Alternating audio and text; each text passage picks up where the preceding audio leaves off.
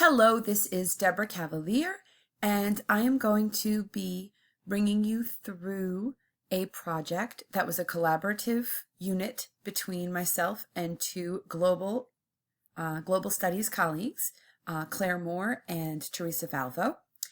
And a little bit of background information. I don't often get global teachers in the library because they're too busy doing their global stuff and they have the regents and blah, blah, blah. But the ninth grade is no longer going to be, that information is no longer going to be on the global regents. So they found that they were able to relax a little bit and they were able to add some projects to their ninth grade curriculum. And so they came to me and we sat down and we wanted to create a project and a unit.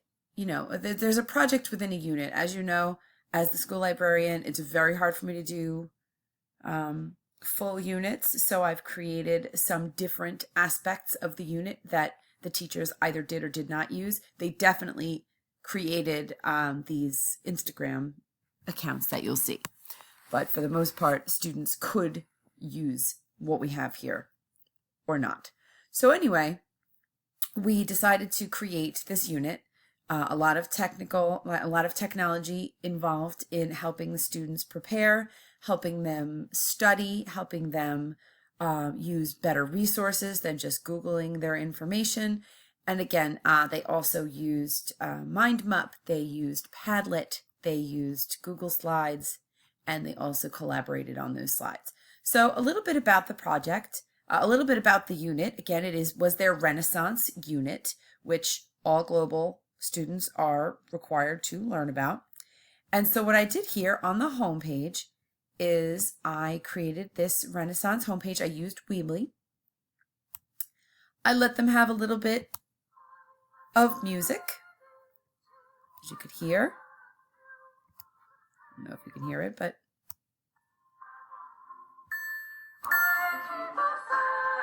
so I wanted to give them a little taste of what Renaissance music sounded like, and so I put a little sound bite in here.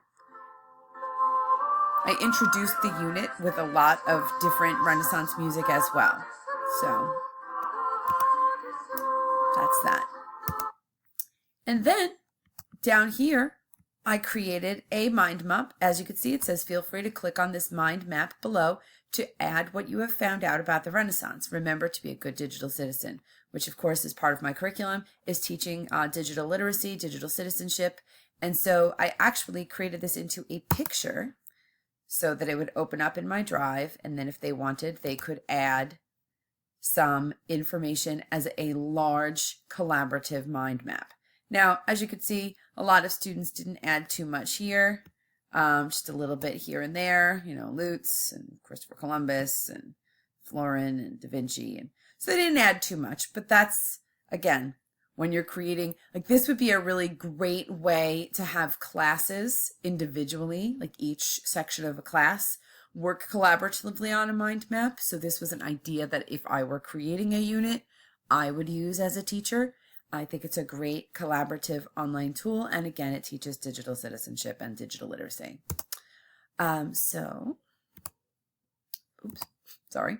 Okay, so that was page 1. That's my home page.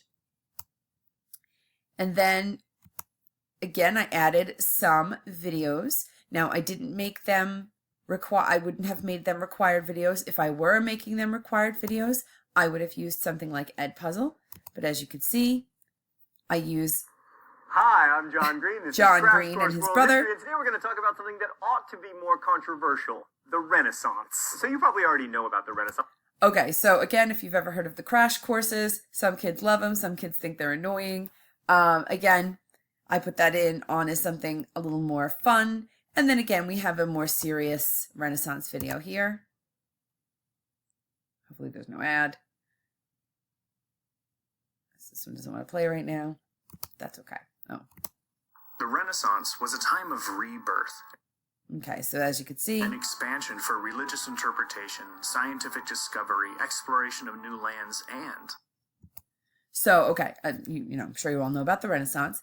But again, videos to help those visual learners And again, if I were making this part of an actual unit, perhaps I would make them ed puzzles so that our students could watch them at their own leisure and answer questions to check for understanding. Also a great way to get, a homework grade or a classwork grade or whatever. So now the assignments, and this was where I actually came in. So if we click here, it's dark, but it says this link. This opens up to what our students did in the library. Part of what they did in library. They learned about databases prior to coming in, how to use them, how to search them. They had lessons on Noodle Tools. So again, in terms of a unit, these things would be important. So as you can see here, what our students were going to be doing is they were going to be working in groups of 2 or 3 to create an Instagram account for a Renaissance artist. And they were going to use online databases to find, and some credible websites to gather information about their artist.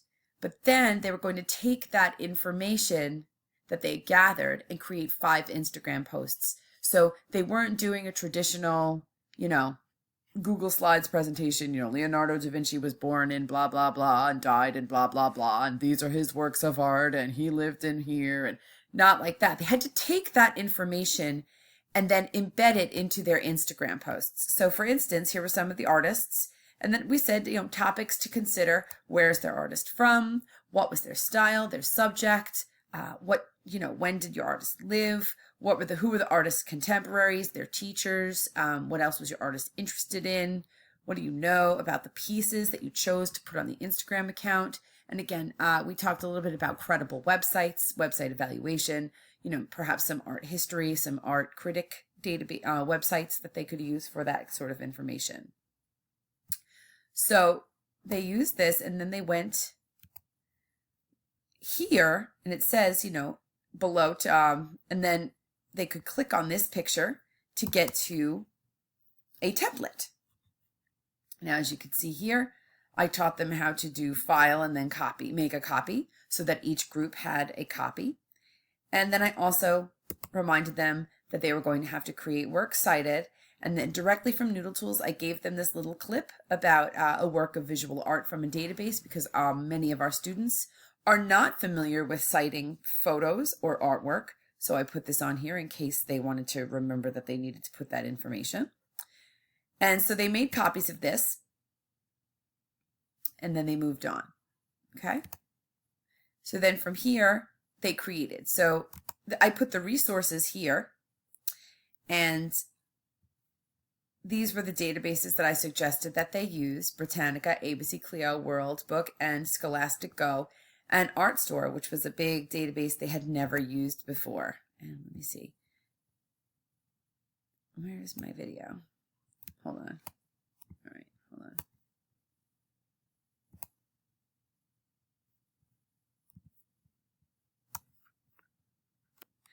Okay, I found it. So down here underneath there, where they made the copy of the Instagram posts, was also a little tutorial on ArtStore, which I use Screencast-O-Matic. Hello, this is Mrs. Cavalier. I'm going to introduce you to our newest database, which is called ArtStore. So as you can see, I put that on there in case our students were absent for the lesson, because it is a new database, something that is new to everybody and certainly new to the 9th graders. So again, these were the resources. And then what they did is I introduced them to Padlet. I gave them a little tutorial on how to post to Padlet. And then let's see here. Let's go to Miss Moore's Padlets. So as you can see, there are Padlets for each class. So let's open this one up. And as you can see here at the top, we have Leonardo da Vinci, Sandro Botticelli, Donatello, Raphael. And what they did is they then had to make comments about the artists and their work. So let's take a look at one.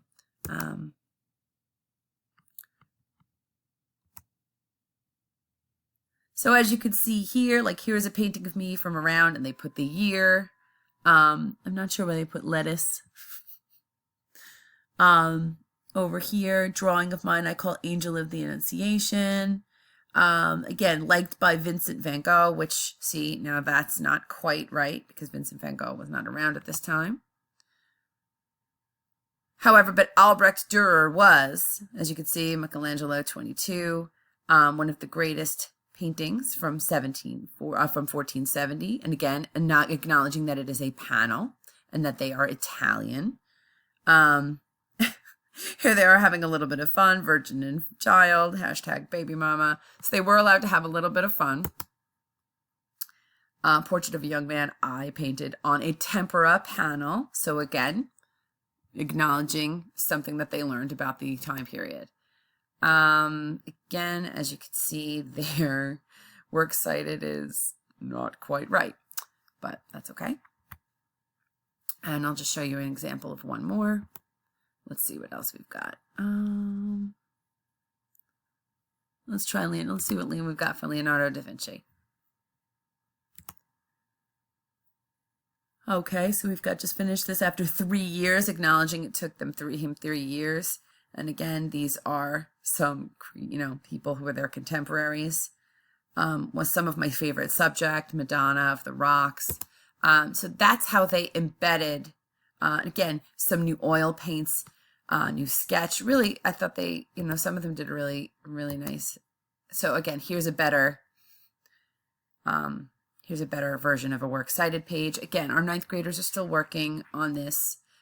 This one did a little bit of a better job. So that's that. I know this can't be more than 15 minutes, so gotta keep going.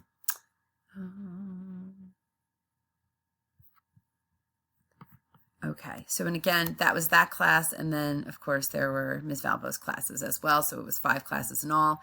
And then over here, I've got some quizzes for our students to use. Here's a Renaissance Quizlet that they could also use in live. And then I had a quizzes, which they could play with friends. When they click on it, they could put in the code, and a Renaissance Kahoot that they could click on here and then put in the code as well. And then the last thing that I had them do is a survey. And they answered questions about what they thought about Artstor, what their most interesting part of the lesson, what was challenging about the assignment, how they feel about using a Weebly website, questions like that. And then they, I got some interesting answers. They said they did find putting some of the information in a little difficult. They're used to doing a very linear presentation, and so this was a little hard. But I think that is the point. It's using technology in a way that has them think in another way and use higher order thinking skills. And that was what we wanted to get out of it. We wanted them to use, higher order thinking skills to get the same result as they would have gotten if they did a linear, presentation. So that was my project. I hope you enjoy it. And again, this cohort has been great. I've learned a lot. I've made great new friends. I hope we all continue to chat with each other. We have so much more to learn. And so I really hope that, we're going to be the pioneers in our buildings and things like that. And then we all keep in touch. Thank you so much for a great 2 years.